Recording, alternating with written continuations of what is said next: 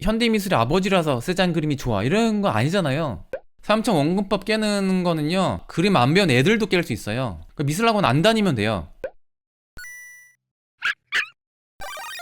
안녕하세요. 고품격 허세방송 허세미술관의 이한입니다. 현대미술의 아버지라는 말을 듣는 폴 세잔에 대한 이야기를 해보겠습니다. 바모스. 고흐와 더불어서 후기 인상주의 화가로 알려져 있습니다. 남프랑스의 액상-프로방스 출신인데, 세잔이 영향받았던 대표적인 화가는 낭만주의의 들라크루아, 그리고 사실주의의 쿠르베라는 화가가 있습니다. 그 이후에 많은 현대미술 화가들에게 영향을 줬는데, 대표적으로 피카소, 그리고 야수주의의 마티즈가 있습니다.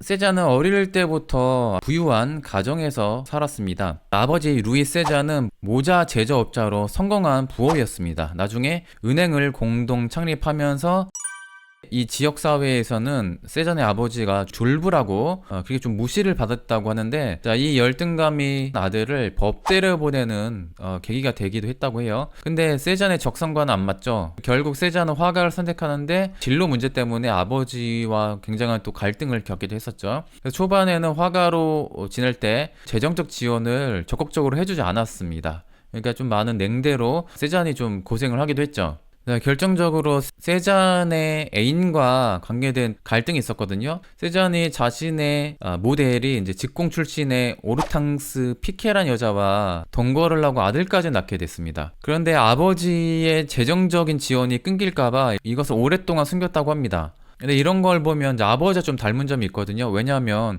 아버지 역시 세잔의 어머니를 만날 때 집안의 반대가 굉장히 심했거든요. 모자 상가의 점원과 몰래 이제 사랑을 하고 세잔을 낳았거든요. 나중에 세잔 역시 합법적인 아들이 되는데 5년이나 걸렸습니다. 왜냐하면 집안에서 인정을 안 해줬기 때문이죠. 이런 거 보면 아버지를 좀 많이 닮았죠. 자, 세잔의 부인 초상화입니다. 이게 좀 초창기 작품이고 표정이 변화가 없죠. 애초에 이 여인을 만날 때 모델로 만났는데 이런 말이 있어요. 세잔이 결혼할 때 은행사 CEO의 아들이라는 그 조건을 보고 결혼을 생각했다는 말이 있거든요. 그러니까 어떻게 보면 세잔과의 그 깊은 사랑이 아니라 세잔 집안에 돈을 보고 만난 걸 수도 있죠. 근데 막상 결혼하니까 세잔 집안에서 지원도 안 해주고 엄청 가난하게 살 거를 몰랐던 거죠. 세잔이 일방적으로 좀 부인을 좀 무시했다고 해요. 그래서 세잔과 부인의 이 사랑은요, 거의 없었다고 보시면 돼요. 그녀의 표정에서는 행복이 느껴지지 않습니다. 그래서 세잔이 부인을 또 모델로 설 때면요, 움직이면 굉장히 다그쳤다고 합니다. 세잔은 부인을 그저 사과 같은 정물로 생각한 걸 수도 있습니다. 좀 야박한 게 뭐냐면, 세잔이 아버지가 돌아가시고 재산을 물려받았을 때 부인에게는 한 푼도 남겨주지 않으려고 했대요. 그걸 다 아들에게만 주려고 했거든요. 그것 때문에 또 역시 많은 갈등을 겪기도 했었죠. 자, 세잔이 어릴 때부터 큰 영감을 줬던 또 환경에는 자연이 있습니다. 자, 액상-프로방스에 생트 빅투아르라는 돌산이 있거든요. 이 산을 말년까지 계속 그렸습니다. 세잔이 정말 중요한 친구가 또 있었거든요. 에밀 졸라라는 어린 시절에 병학하고 애들한테 얻어맞기만 했을 때 세잔이 또 많이 도와줬거든요. 자, 이게 이제 우정이 쌓이면서 이 에밀 졸라는 유명한 작가가 됩니다. 근데 어릴 때부터 좀 많이 고생을 했습니다. 에밀 졸라가. 세잔이 진로 관련해서 아버지와 갈등 겪으면서 화가를 포기할 뻔했을 때 끝까지 화가를 포기하지 말라고, 재능이 있다고 용기를 줬던 친구예요. 되게 고마운 친구죠. 명성을 쌓고 또 경제적으로 이제 엄청 성공한 뒤에 소설 작품이라는 이름이 작품이에요.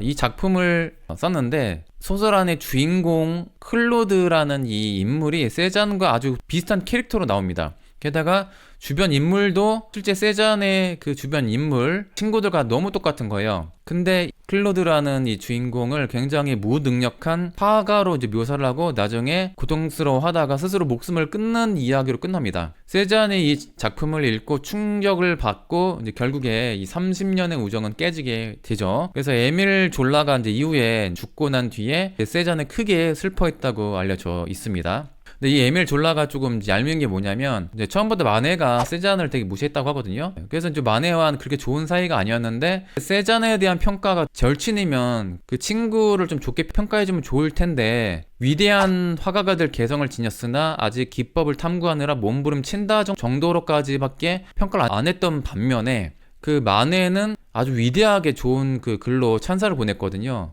그 얼마나 기분 나쁘겠어요, 그죠? 친구한테는 그렇게 박한 평가 주면서도. 그래서 그럴까요? 마네와 관련된 그 그림을 그렸는데, 마네의 올랭피아 관련해서 좀 패러디 비슷한 걸 했어요. 그래서 이 제목도 역시 현대 올랭피아인데, 마네의 올랭피아와 설정 비슷합니다. 그 몸을 파는 여인이 있고 하인이 있어요. 흑인 하인. 조금 다른 게 뭐냐면 그 감상을 하는 이 손님이 아예 있거든요. 근데 이 수염 달린 모습으로 보면 마네를 그린 듯한 이런 느낌이 듭니다. 그러니까 어떻게 보면 좀 약간 간접적으로 마네를 디스한 걸 수도 있는 거죠. 세잔의 초기작을 보면 낭만주의의 들라크루와 그리고 사실주의의 크루베의 영향을 많이 받았거든요. 이 당시 그림을 보면 배경이 어두운 그림이 많습니다. 뮤즈의 키스라는 작품도 보면 그 대상 능력, 사물을 똑같이 재현한 능력으로 따지면 가장 우수한 작품이 이 그림일 거예요. 아마 고전주의 관점으로 따지면. 그 이후에 소멸력이 이 작품보다 좋은 그림은 못 봤습니다. 그래서 약간 낭만주의 풍의 그림을 보면 이 그림 같은 경우에는 형태를 의도적으로 왜곡했다는 게 보이죠. 자, 에밀 졸라 베프의 초상화죠. 그래서 친구가 좀 안 좋게 평가를 했을까요? 자기 초상화를 이상하게 그리고 대생력을 보면 좀 많이 어설픈 편이거든요. 다른 유명한 천재 화가들에 비해서. 그도 그럴 것이 세잔이 초창기에 그림을 배울 때도 정식 화가한테 지도 받은 게 아니라 신부님한테 그 그림을 배웠어요. 그리고 명문 미술학교에 떨어지고 또 이후에 만난 스승이 인상주의의 피사로입니다. 그러니까 중요한 스승을 만나긴 했지만 역시 인상주의 피사로 역시 소묘력을 그렇게 강조하는 그런 스타일의 화가는 아니죠. 그 납치나 강간과 관련된 이제 주제로 초창기에 많이 그렸거든요. 낭만주의에는 주제가 조금 좀 과격하고 잔혹한 이런 주제로 많이 그리죠. 인물을 순서대로 보여드리면, 자, 빅토르라는 사람의 초상화인데 이 그림을 보고 루루아라는 이 비평가가 황달이 걸린 것 같다는 이런 악평을 남기기도 했었습니다. 이건 자화상인데 이 그림 보면 안에 보색을 좀 다양하게 섞어 놓은 걸 알 수가 있고, 제가 봤던 세잔의 누드화 중에 가장 아름다운 그림이지 않을까 싶어요. 그 형태력이 되게 좀 투박하고 좀 어설픈 편인데 좀 재정적인 문제도 있었고 모델을 안 썼거든요. 그러니까 상상으로 누드화를 그린 경우가 많았어요. 근데 이 그림 보면 모델을 쓴 티가 확실히 납니다. 비교적 손가락도 잘 그린 편이고, 물론 비례 역시 좀 엉망이긴 합니다. 너무 짧게 그린 것도 있고. 그럼에도 불구하고 세잔의 그림치고는 그나마 잘 그린 형태고, 곳곳에 알록달록한 다채로운 그 컬러를 아주 감각 있는 터치로 구사를 했습니다. 여기서 이제 볼 수 있는 것은 초창기에도 색채와 관련해서는 좀 감각이 타고났다. 잠재성을 좀 일깨워준 것은 그 스승 까미우 삐사로 역할도 있었다고 봐요. 충고했던 게 블랙 물감이랑 어두운 갈색톤 물감을 좀 빼면 훨씬 좋아질 거란 말을 했는데, 그 말을 이제 듣고 난 뒤에는 점차 그림이 밝아집니다. 카드 플레이어라는 작품, 경매가로 역대 그 순위 안에 들었던 그런 작품이죠. 자, 이 그림을 보면 이후에 야수파의 색채가 또 나옵니다. 이제 엉뚱한 보색을 아주 과감하게 바르는 이제 새로운 시도를 이미 하고 있죠. 세잔이 대표적으로 자주 그렸던 그 시리즈 테마 중에 하나가 목욕이라는 주제입니다. 대생력도 별로 안 좋고 또 모델을 썼는지는 확실히 알 수는 없으나 모델을 썼다고 해도 그렇게 차이가 날 것 같진 않아요. 무시해서 그런 거 아닙니다. 세잔은 소묘력을 평가받는 화가가 아니기 때문에 뭐 형태는 투박하지만 사람인지 알아보잖아요. 그리고 특유의 이 맑은 분위기의 컬러가 이제 세잔의 큰 강점입니다. 저는 세잔의 가장 큰 매력은 색채라고 봐요. 뭐 형태는 이제 볼 필요 없고 과감하게 날리는 이 터치, 이미 야수파적인 그림을 그리고 있다는 것을 느낄 수가 있죠. 아까 비슷한 분위기인데, 자, 이게 아마 목욕 시리즈 중에서 가장 유명한 작품일 거예요. 이 당시에 이 정도까지 형태를 과감하게 그리는 화가는 없었거든요. 쉽게 말하면 못 그렸다는 거죠, 형태력 따지면. 근데 이거를 과감하게 작품 한 게 용감한 거예요. 당시에는 인상주의가 그렇게 그림 못 그린다고 욕먹었는데, 세잔에 비교하면요 정말 소묘력 되게 좋은 편입니다. 인상주의 잘 그린 편이에요. 그만큼 이렇게 투박한 형태로 과감하게 그릴 수 있는 화가는 없었다는 거죠. 이게 나중에 아비뇽의 처녀에도 영향을 줬고, 아주 투박한 형태를 가진 야수파의 마티즈에게도 큰 영감으로 작용했다고 보통 봅니다. 대표적인 주제가 정물이죠. 정물 중에서도 사과, 그 세잔의 사과가 미술사를 바꿨다고 많이 평가를 합니다. 이런 말 많이 하죠. 사과가 썩을 때까지 많이 그렸다, 뭐 이런 말도 하고. 그래서 초창기 정물을 보면 초반에 사실주의 영향도 있고 어두운 배경으로 터치는 인상주의 영향을 받아서 그런지 몰라도 투박하죠. 근데 보세요, 이 잔이 기울어져 있죠. 대칭이 안 맞아요. 이런 습관은요 계속 끝까지 이어집니다. 이게 왜냐면 이게 잘 습관이 안 바뀌거든요. 역시 이 뒤에 큰 가로축이 기울어져 있죠. 그러면 그림이 상대적으로 좀 불안해 보이거든요. 이런 습관이 이따가 보여드리겠지만 계속 이어집니다. 이제 이거는 의도라고 보니까 큰 문제는 안 되고, 세잔의 특유의 과일 색깔이 이때 나오기 시작합니다. 이 특유의 그 거친 터치, 빨강색과 이 초록색을 대비한 이 특유의 컬러, 그리고 배경에 다양한 색깔을 섞는 이런 분위기, 이게 세잔의 독특한 이미지로 발전되죠. 저는 이런 느낌도 너무 매력적인 것 같아요. 알고 보면 배경에 맑은 컬러를 좀 반복해서 많이 썼거든요. 되게 탁하다는 느낌이 많이 안 들고 살아있는 터치감 때문에 그림의 분위기가 되게 화사해 보입니다. 세잔은 이런 매력이 있어요. 근데 세잔의 다른 그림하고 다르게 이건 또 의도적으로 인상주의 스타일로 많이 터치를 구사했죠. 그러니까 세잔이 아직 뭐 완성된 것도 없고 정말 다양한 시도를 하고 있습니다. 계속 역시 왼쪽으로 불안하게 기울기가 보이죠. 살짝 왼쪽 기울었고, 세잔의 매력이 이런 색감 미묘한 변화예요. 이게 그림의 전반적으로 묘한 세잔의 분위기를 만들어 준다고 봐요. 특이하죠. 이 레몬은 평면으로 그려놨습니다. 그리고 이건 뭐예요? 알 수 없는 생뚱맞은 동그라미가 엉뚱하게 등장할 때가 많아요. 이따가 그림도 그렇지만 기울기도 엄청 기울어지다 보니까 불안해 보이고, 좋게 말하면 정물화인데도 불구하고 역동적으로 보이기도 하죠. 정말 많은 시도를 한다 라는 것을 알 수가 있고, 그 습관적은 또 실수 보세요. 병 기울어져 있죠. 또 왼쪽으로 기울어져 있어요. 세상을 되게 삐딱하게 보나 봐요. 그리고 여기도 살짝 기울어져 있고, 이게 높이가 안 맞아요. 자, 그리고 이 과일이 이렇게 세워질 수 없죠. 그러니까 이거는 이제 있을 수 없는 연출도 막 하고 있어요. 과일 아무개나 막 떨어뜨려 놓고 막 그냥 그렸어요. 그리고 이게 무슨 과일인지 알 수 없게 동그라미로 그려놨습니다. 그리고 요거는 이 달걀도 아닌 것이 이걸 이렇게 세워져 있죠. 여러 가지 시도를 다 해요.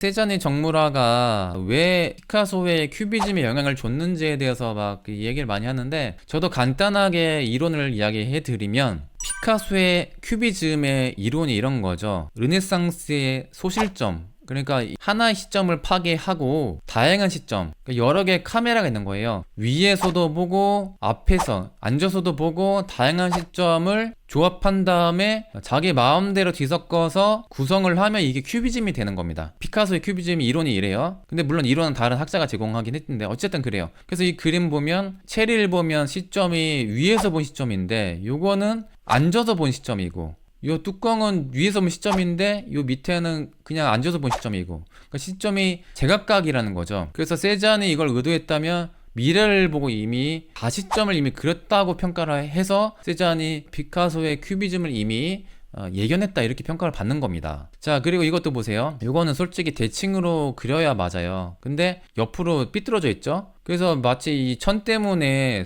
그 쓰러져 있는 것 같아요. 과일 떨어질 것 같고. 그래서 이거야말로 정말 위에서 본 시점이고, 이 항아리는 아니에요. 또 밑에서 본 시점이고, 요거는 아예 공중부양한 것 같아요. 그림자도 없고 이 어디에 붙어있는지도 모르겠어요. 그리고 요거 뚜껑은 위에서 본 거고, 항아리는 앉아서 본 거고, 역시 병은요 기울기 안 맞고 그래요. 다시점을 시도했다. 그래서 세잔은 위대하다. 이미 이거를 미리 한 발 앞서서 시도했다. 그래서 위대하게 평가받는 겁니다. 자, 그리고 구도의 파격적인 것도 보세요. 이렇게 기울기가 눕혀져 있으면요 시각적으로 불안해 보입니다. 그러니까 막 다 쓰러질 것 같아요. 근데 이게 현대 미술에서는 안정적인 구도를 쓸 필요 없는 거죠.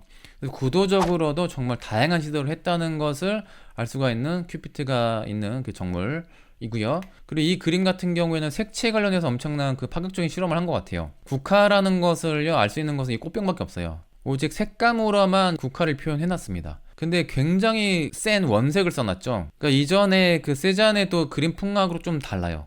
그 세잔이 생뚱맞게 완전 새로운 시도를 좀 할 때도 있습니다. 근데 이 그림만 보면 이미 야수파적인 마티즈 그림을 이미 그리고 있는 작품이죠. 세잔이 대표적으로 많이 그렸던 대상이 자연이죠. 그 중에서도 고향 액상 프로방스의 산이었습니다. 이 그림은 저채도의 사실주의 카미오 코로의 느낌도 이제 나는데, 세잔의 이제 독특한 컬러가 이제 나오기 시작하는 거죠. 네, 특유의 보색 대비 컬러를 자주 즐겨 썼습니다. 오렌지 계열의 컬러와 그린 혹은 이제 블루 계열의 컬러를 과감하게 같이 녹여냈죠. 실제보다는 연출된 컬러이기도 합니다. 그러니까 세잔은 그저 그냥 관찰만 한 게 아니라, 보고 똑같이 그린 게 아니라 어떻게 하면 색채로 형태를 단순화하면서 전체적인 조화를 이룰 건가, 이 고민을 상당히 많이 했던 걸로 보입니다. 세잔의 고향에서 유명한 빅투아르 산이죠. 생트 빅투아르 산. 이 산이 실제 이런 형태가 아닐 텐데 과감하게 직선으로 그은 게 딱 보이죠. 그리고 특유의 각진 터치, 이런 게 보입니다. 형태보다는 색감에 집중을 하고 있어요. 그러니까 오늘 강조드리고 싶은 것은 세잔의 가장 큰 매력 포인트는 컬러입니다. 다른 이론적인 이야기 때문에 이게 많이 가려져 있는 게 좀 아쉬울 따름이죠. 말년으로 가면 갈수록 형태는 사라지고 색감, 과감한 터치가 이제 눈에 들어오죠. 거의 추상으로 점점 가까워진다는 게 보입니다. 이것도 형상, 그 마을 느낌은 거의 안 보이고 이 각진 터치와 이 보색 대비만 눈에 들어오죠.